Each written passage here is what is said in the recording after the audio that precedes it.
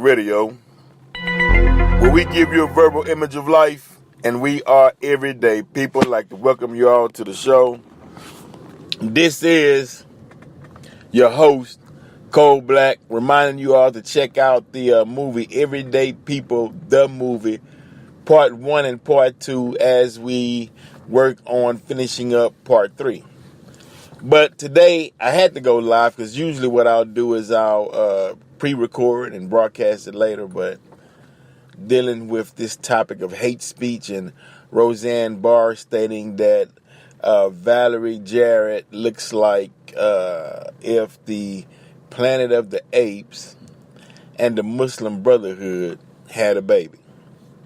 And we all know that Valerie Jarrett was on the staff of President Barack Obama, but it's bigger than that. What it is white people want the right to use the word and call black people niggas. That's a part of their past and their history that they relegated, they enjoyed, they loved, they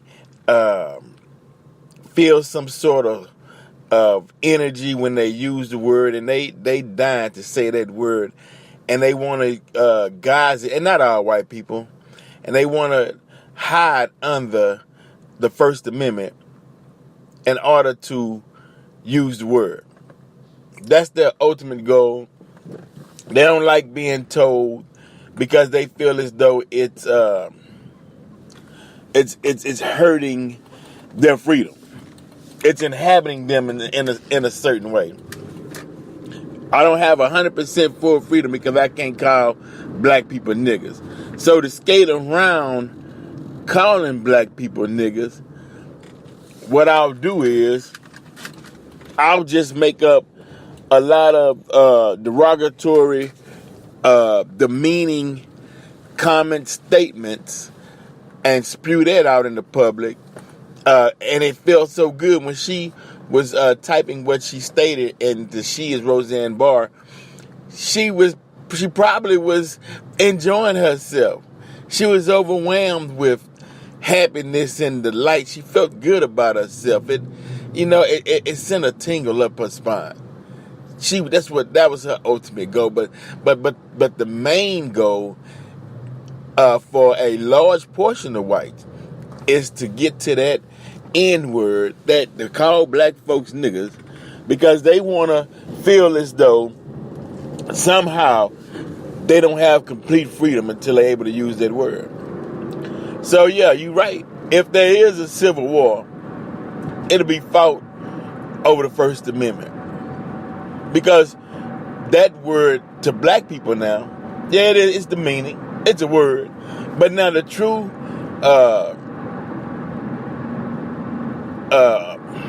origin of the word actually meant king, meant Lord of Lords. It meant one worthy of praise, and that was the word negus, Negus. That was the origin of it. But, excuse me, out of the spirit of white people, and I'm talking about the slave masters and the hateful whites. We call them the hateful whites. Out of that spirit, they demeaned it, turned it upside down, and made it into a derogatory term.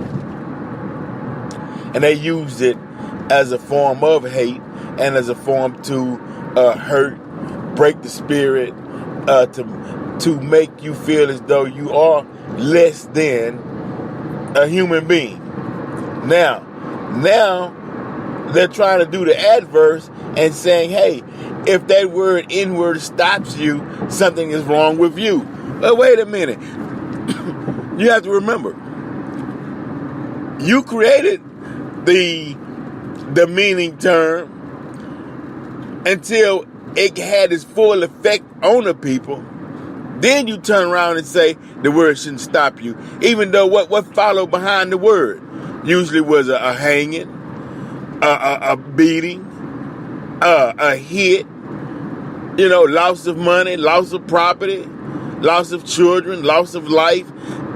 And after you use that system of MK Ultra, which Roseanne Barr spoke so highly of, when she said that MK Ultra was real in Hollywood, or is she stating now that she's under MK Ultra and they forcing her to say these things so they can create chaos because they know that it'll unleash the fury of white Americans who feel as though they being attacked because they can't really get to their ultimate goal, which is to just flat out walk by black people and start saying nigga, which would give them some type of power.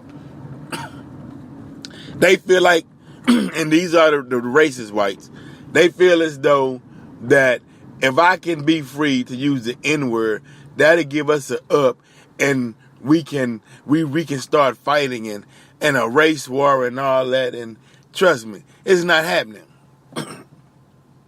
Now, if you want an expert and you want to listen to some wisdom, some true knowledge, then tune in to Brother Farrakhan. Get you some true knowledge, some true information, because he hasn't been wrong yet. He said, watch the weather.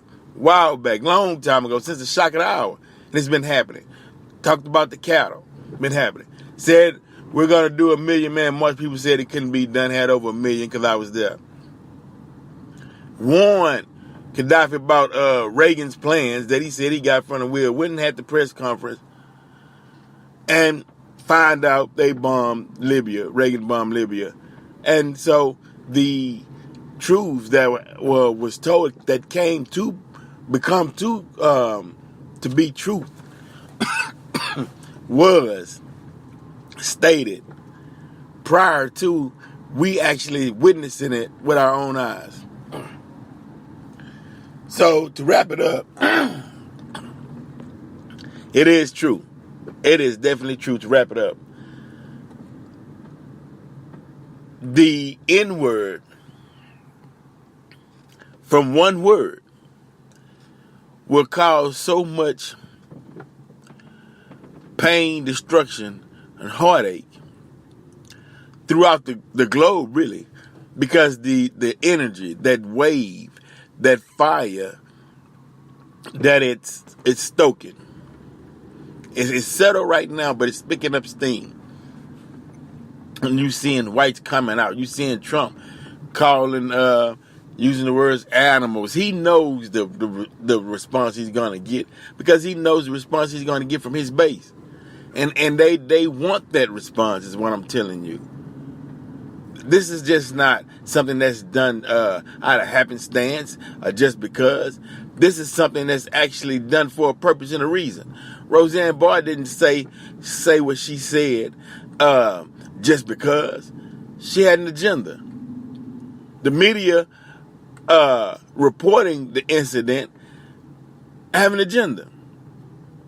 It's all building up. It's all building up right before our eyes. One thing they fail to realize, every time, though, as Brother Farrakhan stated, every time they attack us, some weather problem happens. Get flooded out in Maryland. Volcanoes. Hurricanes on the way. Not even officially hurricane season till the 1st of June. Now already a named storm is already hitting America. And they don't know when to stop. As it was stated that, okay, now this was prophecy. This comes out of the teachings. Okay, you have 6,000 years to rule. But after that, depending on how you treated God's people, would determine your fate. If you humble yourself, then I spare your land. But if you don't humble yourself, then we'll continue on with the prophecy. Now, your president, who represents a large base, doesn't seem humbling to me. It's like he's moving full steam ahead. It's like he's saying, come on, baby, bring me what you got. And the guard is like, okay, you want to get it on? Let's get it on. You know? So, yeah. I mean, we right at the cusp. We witnessing this in our lifetime with our very own eyes. We seeing all these things take place. I hear some white people saying that Starbucks was wrong for having to kowtow or cater to black sympathy for shutting down on the 29th all the Starbucks for 4 hours. That was wrong.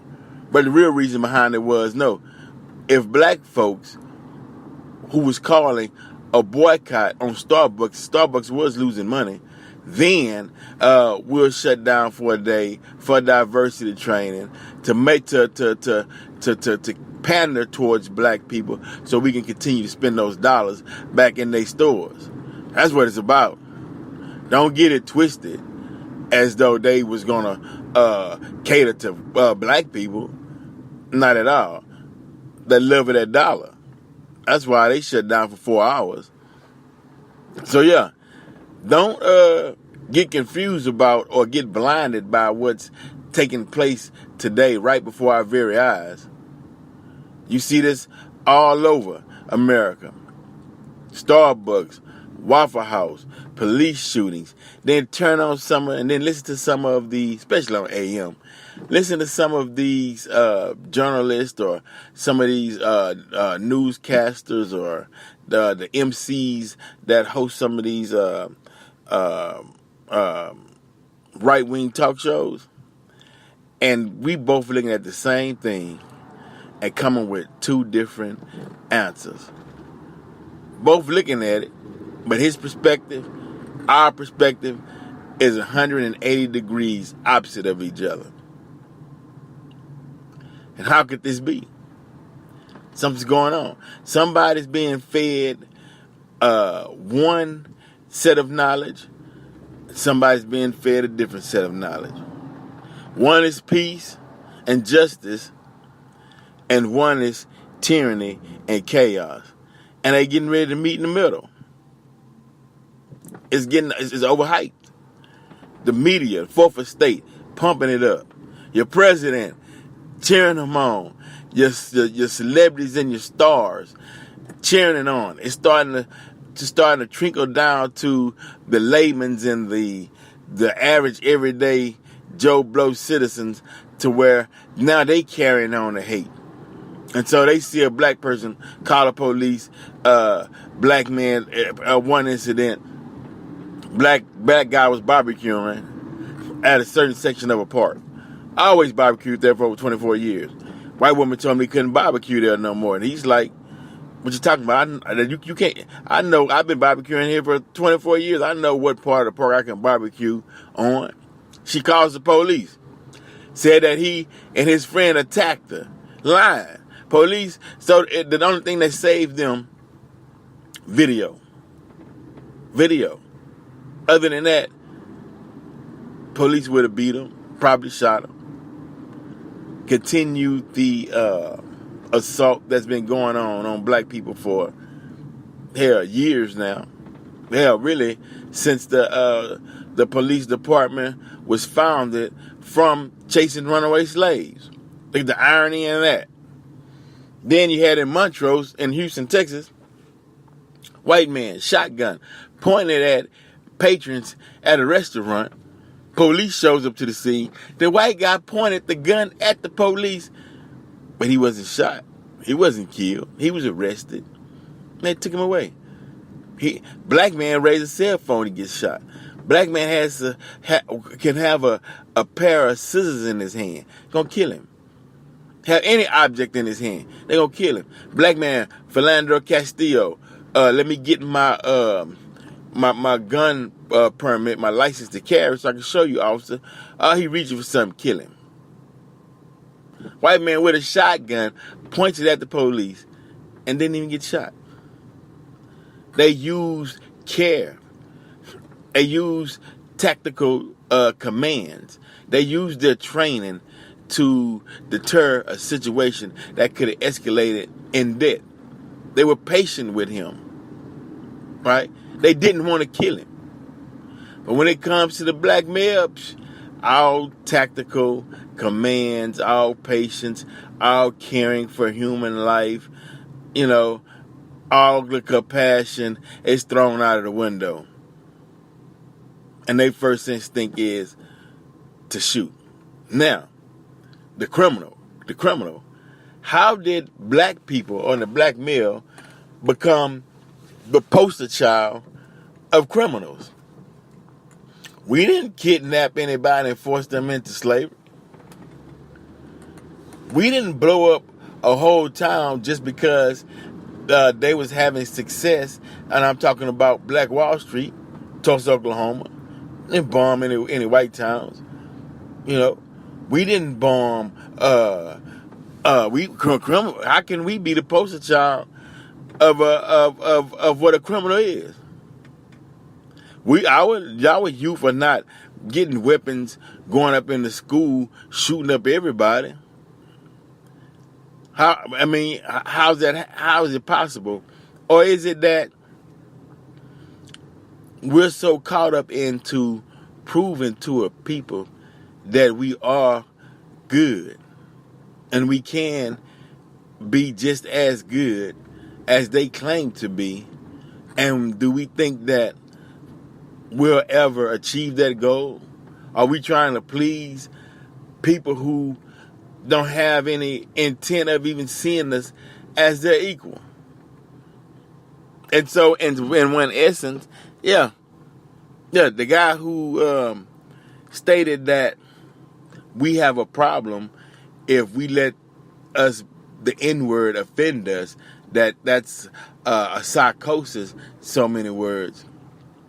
Now, if you come from that perspective, that the fact that we're trying to get someone and trying to please someone into liking us who would never see us as their equal, and some that would never like us, then you're right. Yeah, something wrong with us. That's true. You can't force someone to accept you. Can't force someone to like you for who you are. Spending that time and energy on trying to get them or trying to get their approval can be spent elsewhere in building yourself, your race, and your community up. Instead of worrying about how white folks feel about you, they show you every day. I'm not saying the whole scope of white people. I'm talking about the ones, the great number of ones that show you every day. And if you're right, we don't get the message after 400 years. It's like, damn, what's the problem?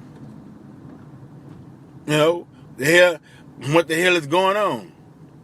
What does it take? Maybe a large number, and I'm talking about a lot of Trump followers, maybe they're saying, damn, we doing everything we can to them, and they still looking at us like, please accept me, please take me in. Hell, the woman, and I'm going to make this last point, and I'm out, but Valerie Jarrett, she could look like a mulatto. She almost look, kind of, she got that one drop. You know what I mean?